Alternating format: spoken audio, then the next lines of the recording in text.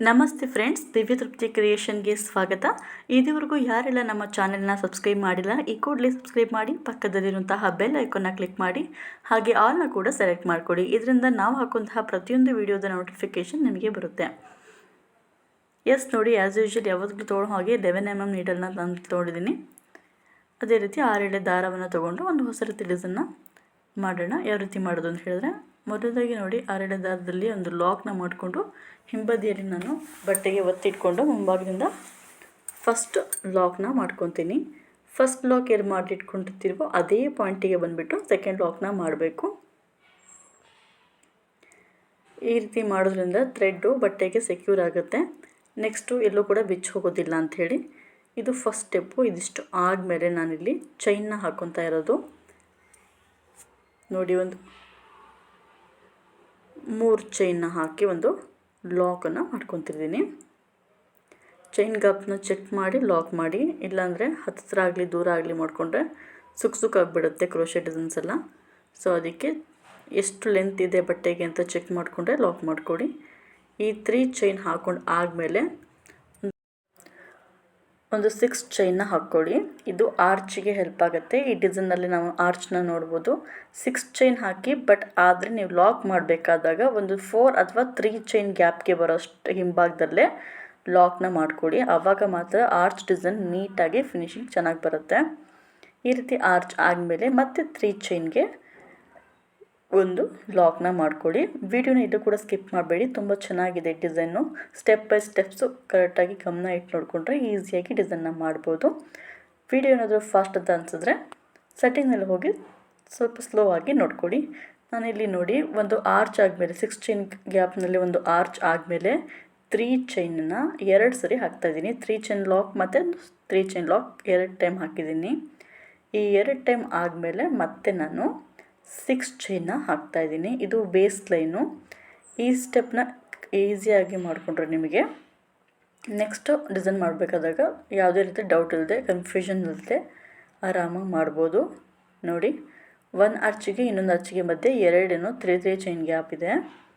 ಸ್ಟಾರ್ಟಿಂಗಲ್ಲಿ ಮಾತ್ರ ಒಂದೇ ಇರೋಂಥದ್ದು, ಬಟ್ ಆ ನಂತರ ಎಲ್ಲ 2 ಬರುತ್ತೆ. ಈ ರೀತಿ ನಾನು ಫುಲ್ ಬೇಸ್ ಲೈನ್ನ ಹಾಕ್ಕೊತೀನಿ.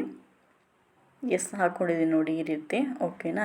ಫಸ್ಟು ಮತ್ತು ಕೊನೆಯಲ್ಲಿ ಮಾತ್ರ ನೋಡಿ 3 ಚೈನ್ದು ಸಿಂಗಲ್ ಆಗಿ ಬರುತ್ತೆ, ಬಟ್ ಮಧ್ಯೆ ಬರಬೇಕಾದಾಗ ಮಾತ್ರ 3 ಚೈನಿಗೆ 2 ಸರಿ ಹಾಕಿದ್ದೀನಿ. ಹೇಗೆ ಲಾಕ್ ಮಾಡೋದು ಎಂಡಿಂಗ್ನಲ್ಲಿ ಅಂದರೆ ನೋಡಿ, ಲಾಸ್ಟಿಗೆ ಲಾಕ್ ಮಾಡಿದ ಪಾಯಿಂಟ್ನಲ್ಲಿ 2 ಚೈನು ಎಕ್ಸ್ಟ್ರಾ ಹಾಕ್ಕೊಳ್ಳಿ. ಆ ನಂತರ ನೋಡಿ ಕತ್ರಿ ತಗೊಂಡು ಮಧ್ಯಭಾಗದಲ್ಲಿ, ಓಕೆನಾ, ಮಧ್ಯಭಾಗದಲ್ಲಿ ಕಟ್ ಮಾಡಿಕೊಂಡ್ರೆ ನಿಮಗೆ ಲಾಕ್ ಸೆಕ್ಯೂರ್ ಆಗುತ್ತೆ, ಬಿಚ್ಚಿ ಹೋಗೋದಿಲ್ಲ. ಇದು ಫಸ್ಟ್ ಸ್ಟೆಪ್ಪು. ನಂತರ ಹಿಂಗೆ ಫ್ಯಾಬ್ರಿಕ್ಗಳು ಹಾಕಿ ಅಟ್ಯಾಚ್ ಮಾಡಿಕೊಡಿ ಥ್ರೆಡ್ಸ್ ಕಂಡಿರೋಂಗೆ.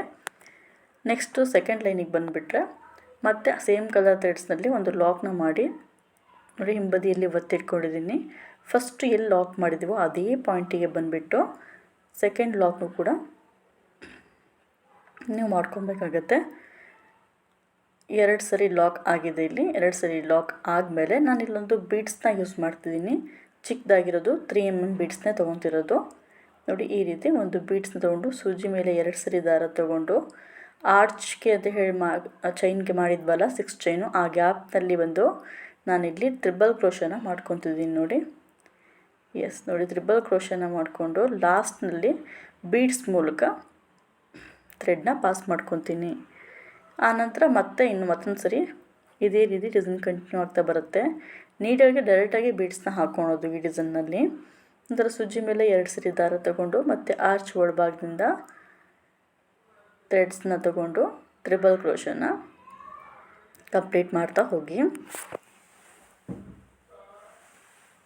ನೋಡಿ ಈ ರೀತಿ, ಓಕೆನಾ? ಹೀಗೆ ಲಾಕ್ನ ಮಾಡ್ಕೊಳ್ಳಿ.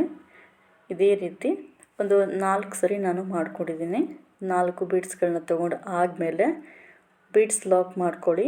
ಒಂದು ಸರಿ ಬೀಡ್ಸ್ನ ಲಾಕ್ನ ಮಾಡಿ 2 ಚೈನ್ನ ಹಾಕ್ಕೊಬೇಕು, ಓಕೆನಾ? ಈ ಚೈನ್ ಬಂದುಬಿಟ್ಟು ಕುಚ್ಚು ಕಟ್ಟಕ್ಕೆ ಹೆಲ್ಪ್ ಆಗುತ್ತೆ. ನೆಕ್ಸ್ಟು ಡಿಸೈನ್ ಕಂಪ್ಲೀಟ್ ಆದಾಗ ನಿಮ್ಗೆ ಅದಕ್ಕೆ ಕ್ಲಾರಿಟಿ ಸಿಗುತ್ತೆ ಹೇಗೆ ಅಂಥೇಳಿ ನೋಡಿ. ಮತ್ತೆ ಈಗ ನಾನು ಬೀಡ್ಸ್ನ ಹಾಕ್ಕೊಂಡಿದ್ದೀನಿ. 2 ಚೈನ್ ಆದಮೇಲೆ ಮತ್ತೆ ನೀಟಾಗಿ ಬೀಡ್ಸ್ನ ಹಾಕ್ಕೊಂಡು ಸೂಜಿ ಮೇಲೆ 2 ಸರಿ ದಾರನ ತೊಗೊತೀನಿ. ಮತ್ತು ಆರ್ಚ್ ಒಳಭಾಗದಿಂದ ಥ್ರೆಡ್ನ ಪಾಸ್ ಮಾಡಿ ತ್ರಿಬಲ್ ಕ್ರೋಶನ ಮಾಡ್ತೀನಿ. ಈ ರೀತಿ ಕಂಟಿನ್ಯೂ ಮಾಡ್ತಾ ಮತ್ತೆ 4 ಬೀಡ್ಸ್ನ ಆ್ಯಡ್ ಮಾಡಿದ್ದೀನಿ.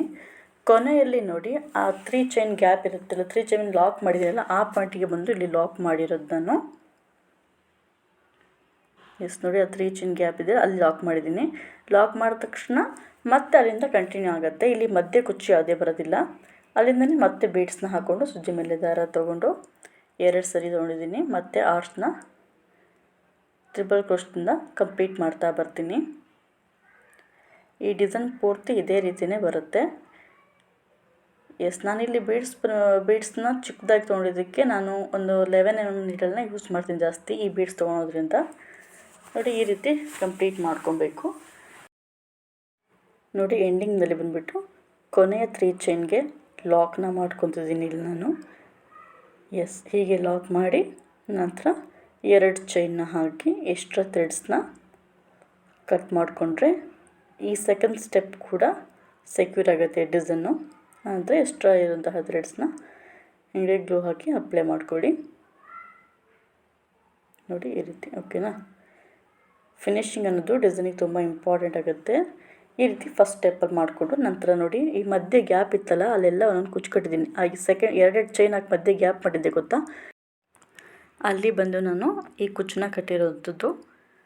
ನೋಡಿ, ಡಿಸೈನ್ ತುಂಬಾ ಚೆನ್ನಾಗಿ ಬಂದಿದೆ. ಈ ಕುಚ್ಚು ಕಟ್ಟೋದು ಏನಾದರೂ ವೀಡಿಯೋ ಬೇಕು ಅಂತ ಹೇಳಿದ್ರೆ ಅದರ ಲಿಂಕ್ನ ನಾನು ಡಿಸ್ಕ್ರಿಪ್ಷನಲ್ಲಿ ಹಾಕಿರ್ತೀನಿ. ಈ ರೀತಿ ಸುಮಾರು ಡಿಸೈನ್ಸ್ನಲ್ಲೂ ಕೂಡ ನಾನು ಈ ರೀತಿ ಕುಚ್ಚನ್ನ ಕೂಡ ಕಟ್ಟಿದ್ದೀನಿ. ಏನಾದರೂ ಡೌಟ್ ಇದ್ದರೆ ಕಮೆಂಟ್ ಸೆಕ್ಷನಲ್ಲಿ ತಿಳಿಸಿ.